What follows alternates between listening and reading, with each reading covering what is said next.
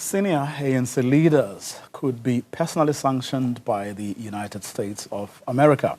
This after the House Foreign Affairs Committee pushed through a bill to review relations with South Africa. On Tuesday, the legislation was passed with an overwhelming majority to sanction South Africa for, among other things, its genocide case against Israel at the International Criminal Court of Justice.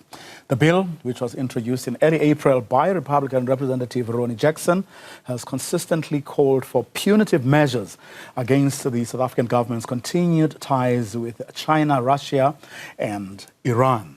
There were also questions about some ANC leaders meeting directly with Hamas leaders. Opponents of the bill believe sanctions are unwarranted and would further strain trade relations between the two countries. The legislation needs to be passed by both the House and the Senate before President Donald Trump can sign it into law. I'm joined now by political analyst Asanda Ngoasheng. Asanda, very good afternoon to you. Thanks very much for your time. Surprised? Good afternoon, and thank you for having me, Vuyo. I'm not surprised at all because this has been a long time coming. Those who have been wanting sanctions against South Africa, and in particular the ANC, have played the long game. You'll remember that the last ambassador that America has accused us of having a ship that had weapons, which led to a diplomatic crisis. Just before that, there were accusations that there were threats of terror in Sandton. And we know that just before our election, our own opposition party members who are now in the GNU actually wrote letters to not only America, but France and other countries, claiming that they had fears about violence in the election and they had fears effectively about the democracy of South Africa. And so this has been a long time coming, and players like AfriForum, various members of the US Senate, and in fact, I would argue even various members of the American diplomatic corps, like the ambassador, played very much into this. And what makes me upset personally about it as a South African is that this is stamping or overriding our sovereignty as a country, because South Africa, like any other country, has a right to engage, to do business, to do trade with any and every country. A lot of people, throughout this debate about our relations with the United States of America, point to an emboldened, some would even go further to say racist Donald Trump. Isn't the fact of the matter that our relations with the United States of America started going south, in fact, even before Donald Trump got to be re-elected?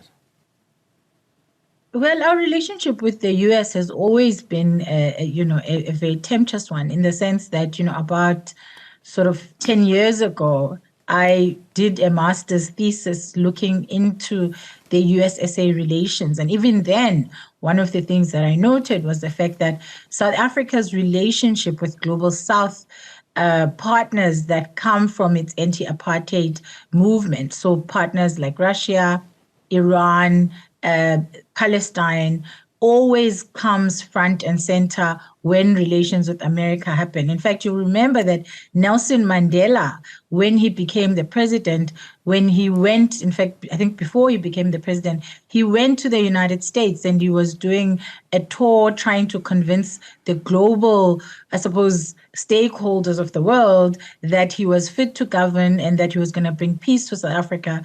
And one of the critical questions that was asked in an interview was about Palestine and South Africa's relationship with then Yasser Arafat, who was a leader in Palestine, or a leader of the Palestinian people.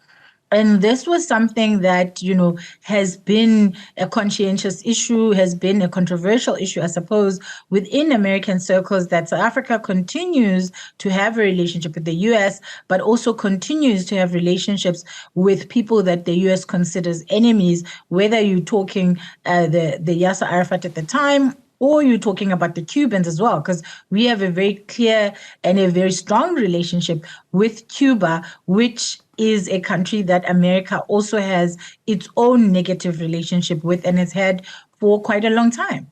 What then, I guess the question would be, has been the role of an emboldened Trump? In other words, what has Trump been able to do that which his predecessor, Joe Biden, couldn't or didn't do?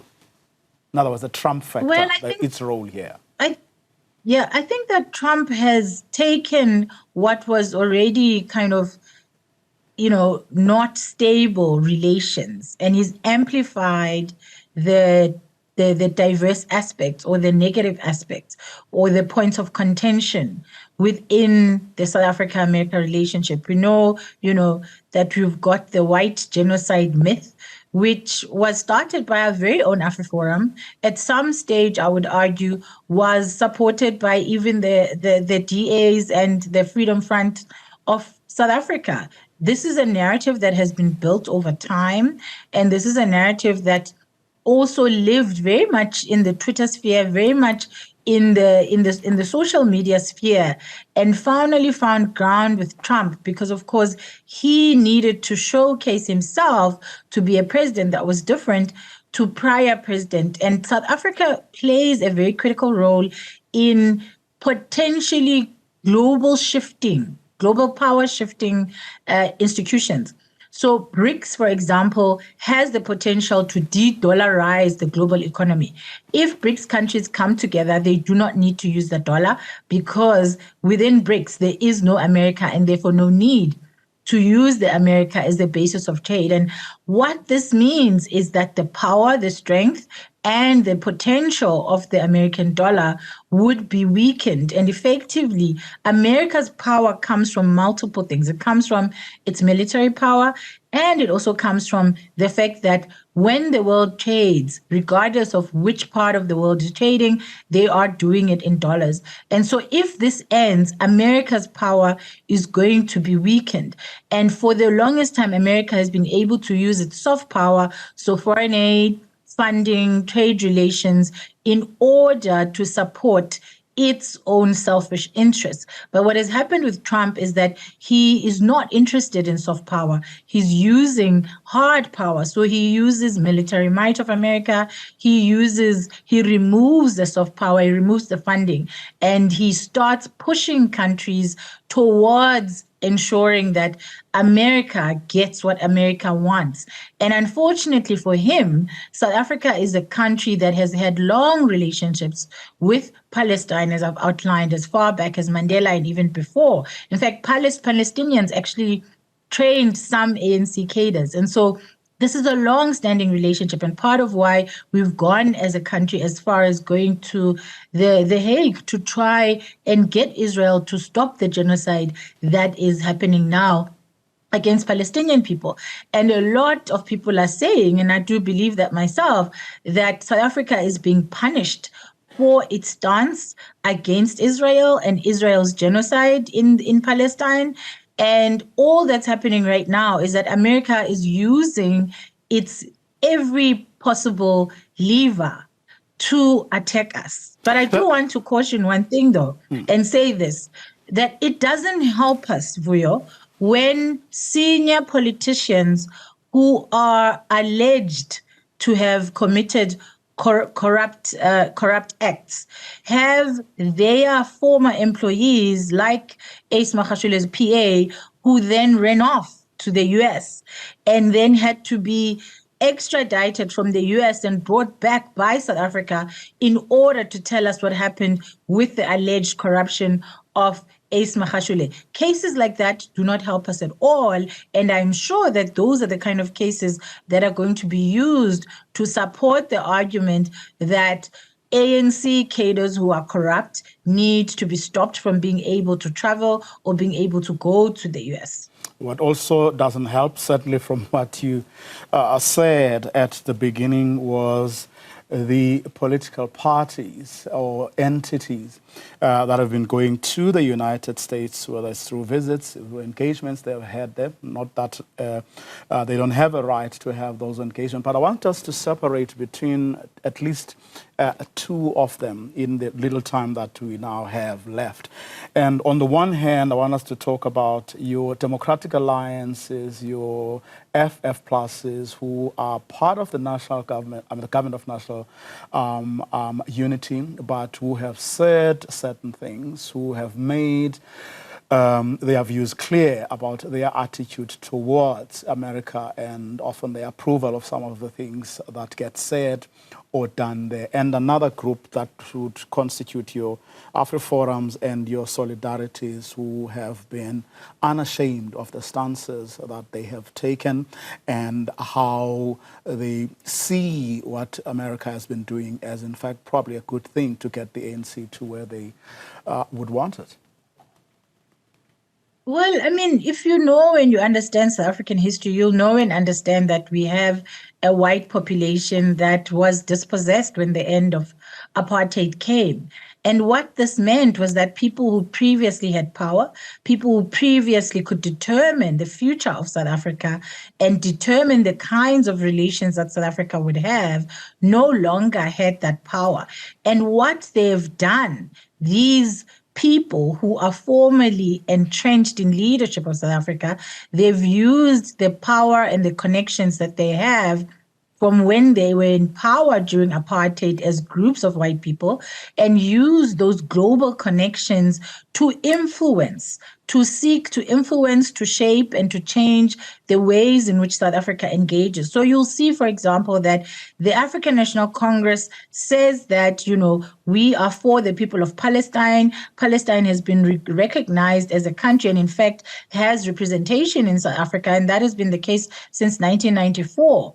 The Democratic Alliance, on the other hand, recognizes Israel and supports Israel and has even gone so far as to go on a so-called visit to Israel whilst in a South African government of national unity, which officially, in terms of its foreign policy, supports Palestine and the case brought by South Africa to The Hague.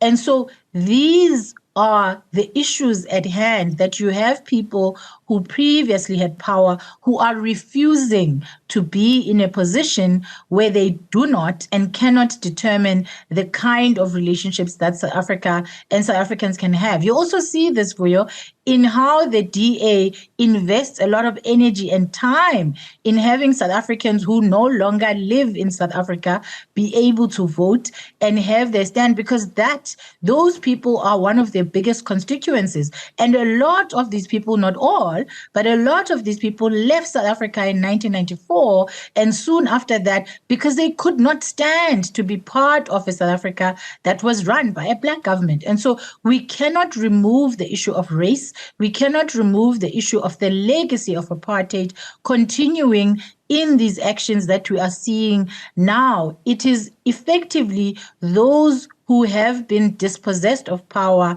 seeking and using their global connections to try and assert their power in every way possible. And I pray and I hope that our government is ready to defend our sovereignty and is ready to defend our right to self-determine, our right to decide who we can and cannot and will not be party to. Because if you think about it from a global South perspective, South Africa during apartheid or the anti-apartheid struggle was supported by many countries, including Russia and including many of the countries that America considers enemies. And we cannot have America determine our foreign policy. And we cannot have people who no longer have power and need to borrow power by being part of, the government of national unity, because their own actual percentage numbers do not allow them to lead this country. If people want to lead South Africa, they need to win elections. And if the DA wins the election, they will have every right to argue with South Africans and decide if we want to continue to support Palestine or to go with Israel. Asanda Ngoasheng, we're going to leave it there. Unfortunately, it's one of the things I wanted to canvass with you, but we have seriously run out of time, so we're going to leave it there. Thank you very much for your time and insights.